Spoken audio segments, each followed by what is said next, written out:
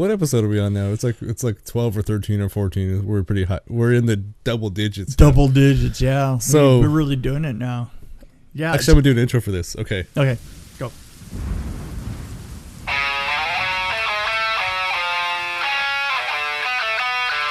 Thank you for joining us on a Dream Warrior Review. This is lucky number episode 13. I'm Kurt Thomas. I'm Mick Strawn. Dream Warrior Review is a horror and sci-fi podcast. It is. And we just saw a movie that encapsulated both of those things. It's actually the best of those. Yes. It's the best of those things. It's a horror movie because there's a lot of scary people in it. That's right. And it's a sci-fi movie because it's believable. It could actually happen. Is that what it is? That's how I look at it. So we saw Susan Sarandon was the. She was pretty terrifying. Was she the horror or was she the sci-fi? Did you say horror or horror? Either way, it works. She was both. So we saw Bad Moms Christmas. Yes, we did. Yes, and it's about bad moms and their bad moms. And I'd like to call it Bad Moms Black Christmas. And I have a reason for that. Okay. Okay. I'm ready. Well, okay. Story time. Story time. It's story time with Mick. Story time with Mick. Story time with Mick. Story time with Mick. Story time with Mick. So, I just wanted to point out something that, first of all, and this is a little side story. Uh-oh. We did have a character in there that was well endowed, right? And so, I think I might have told you this story. Probably. But I'm trying to remember the name of the film. You talking about the one with Mark Wahlberg? Yeah, the Mark Wahlberg. Boogie Nights. Come on, Boogie Nights. So, yes. So, in fact, I just tried to watch it on Netflix, but by the way, I think it was the edited version. Anyway. Well, we were. The thing is our company started to do the effects for it, and I was sent down as the coordinator to sit through the reading of the script with everybody, and we're going through it page by page, and I had literally been given the script as I walked out the door to go to the place for the meeting. So I get to the meeting, and I'm trying, and I have the script down on my legs, right, underneath the table that we're doing the table, and I am about 2 pages ahead of everybody else, just reading. Right. Yeah. The first I've seen, and of course I'm supposed to say something semi-intelligent about what we're going to be, and I am reading, and I'm just trying to stay 2 pages ahead, and it actually turned out to be more effects intensive than I thought. But we keep going along, and I get to this part, and I look, and it just stops me because it says that the one character has this enormous penis, and I just go, enormous penis, and my first thought was, are we going to see this? But I looked up, and I'm sitting right across from the prop master. Oh, yeah. And the prop master has been watching me stay 2 pages ahead, and he thought that this was really funny. He was like, he was he's kind of needling me as we went along, and he looks me right in the eye and he goes, "Yeah, here it is." He reaches underneath the table and he puts it on the table. This enormous penis, this enormous rubber penis, and just lays it on the table. And I have to say, it was one of those things where it just stopped the table read, and everybody just kind of looked at it for a while. Was that the actual penis that was used? It was the penis that was used. Wow, yes, yeah, it was. That's impressive. That would stop any meeting, I think. It would. But I was just saying, this is in this movie. We had a display of. It could have been. You know what? Yes, we had it in this one. We just saw too. It could have been that very penis. Yes, actually, might have been. Might have been. I'm just saying. I'm just saying. So anyway, stranger things have happened, I guess. Yeah. So I went on to make that film and see the penis and the rubber penis in action right in front of me. We're not going to get into that. That's a whole other story. That's another story that I've told in other places, and I don't even know if it's really appropriate to bring into this. But I'm going to go to another phase of my career, is when we need like a sound effects. Exactly. Phase 2 of my career. Well, wait. What we need to do What is decade was it? What decade was it? Because Boogie Nights was what? 90s? That was the 90s. Yeah. Yeah. So we're going to move forward up to in between 2002 and maybe 2009. I worked often.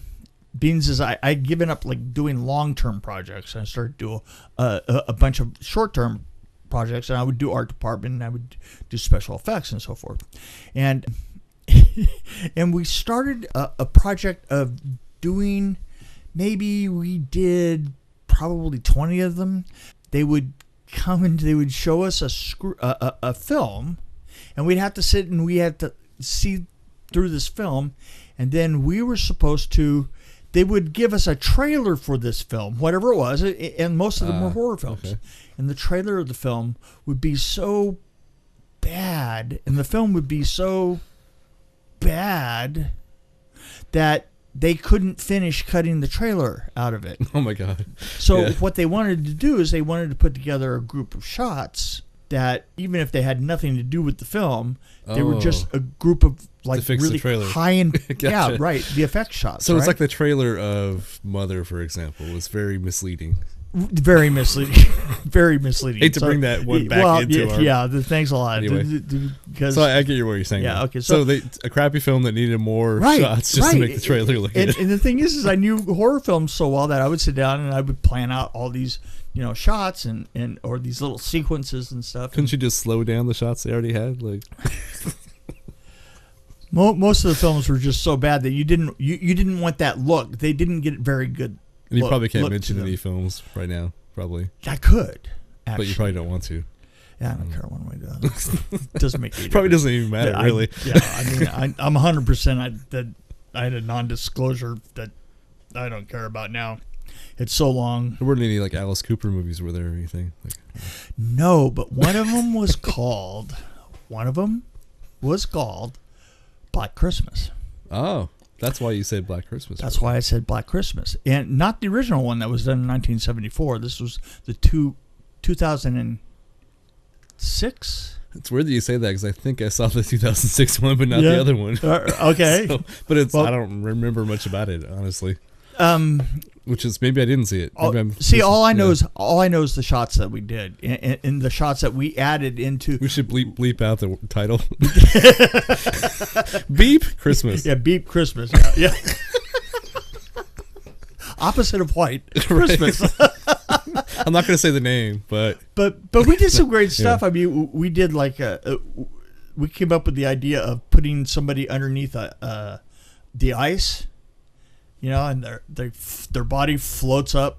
Oh, okay. And we're looking down like this, like this one person's point of view, and she brushes the snow off of the ice, and all of a sudden the body comes up, and it's the Jaws shot. We did that shot.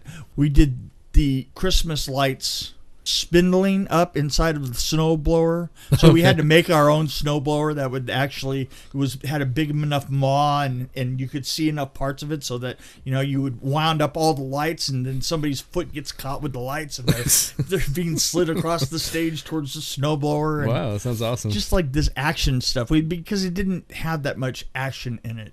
But I did several of these kind of shows. I mean, several of these, and the pinnacle of the ones that I did, and I don't remember the names of a lot of the films, right. Because they had a certain sameness to them. But they're the same kind of vein. There was one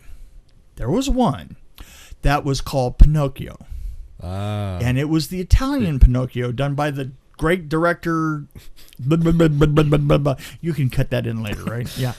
Yes. I think I remember that. It was the director Roberto Benigni.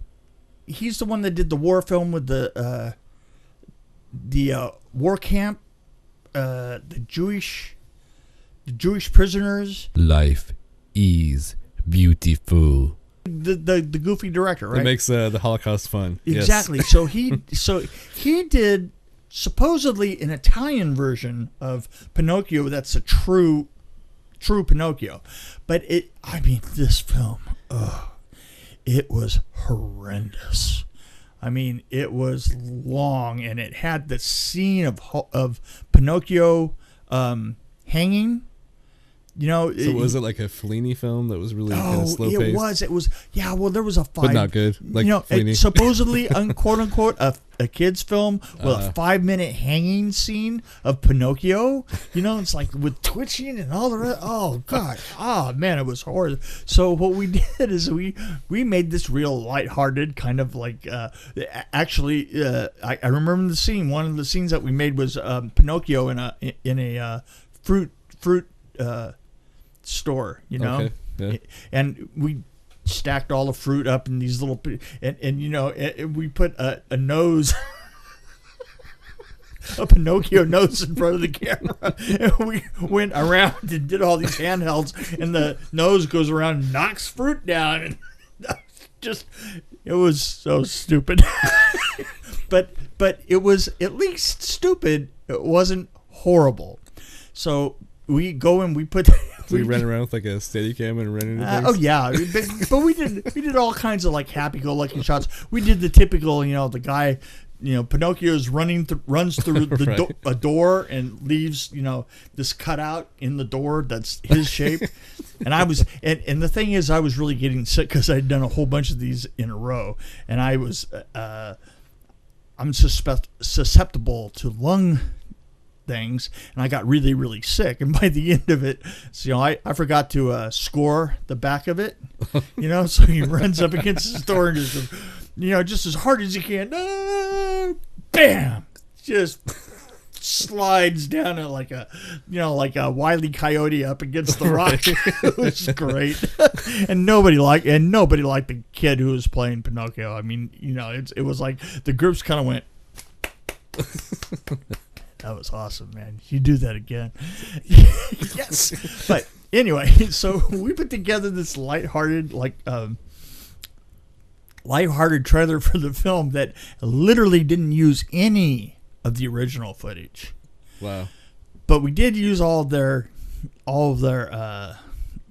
final shots, the screen credits and all the rest of that and stuff, so that it literally looked like that was the commercial for the film. Wow. It showed it in LA, and at the end of that year, they had a competition for the worst trailers on KLOS. Yeah. They did it every year. They sort of like the top 10 worst, most deceptive trailers for films. That's awesome.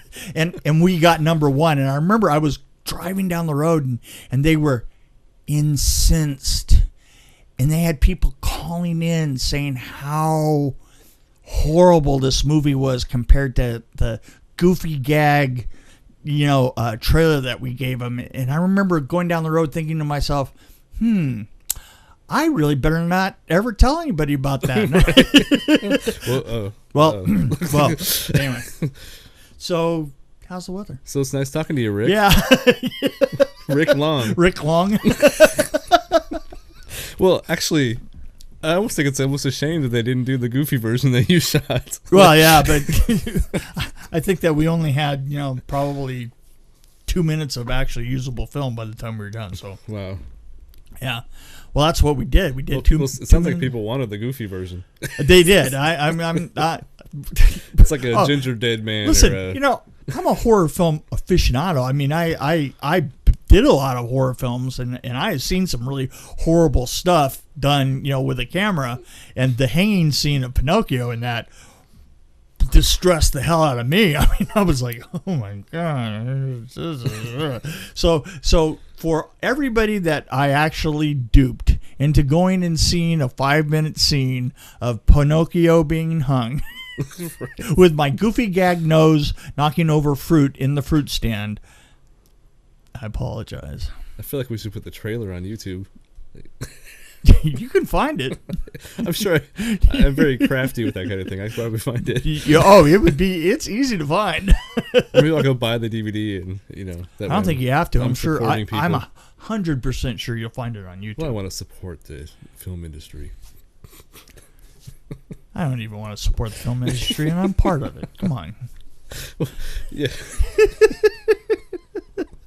Well, that sounds like a fun job. I mean, it seems like you'd enjoy that to a point, wouldn't you? I mean, did you? Listen, you know, my job was the best in the world. It was. I got to just sit and think of just amazing crap, and most of the time people let me do it. Sometimes they give me hundreds of thousands of dollars to do it. Yes.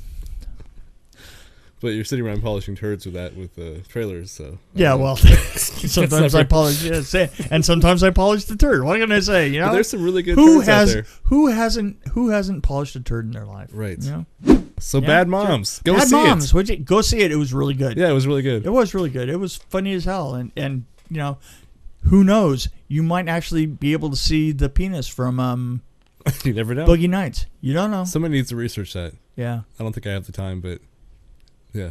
Actually, that's funny. You don't have the time, and I don't have the desire. Let's challenge our listener, Ned. I know Ned's listening right now. Is he? Look up if that There's penis two is the same people. penis. There's two people. Somebody else joined, too. I don't know who it is.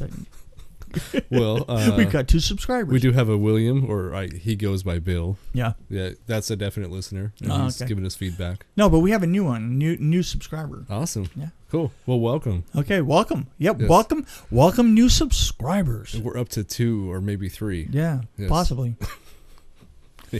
Okay, thanks.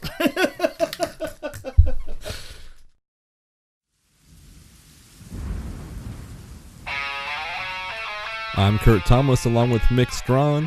We thank you for joining us on Dream Warrior Review. If you have any comments, questions, or suggestions, you can reach us by email at dreamwarriorreview@gmail.com or on Facebook and Twitter at DW Review. See you next time on Dream Warrior Review.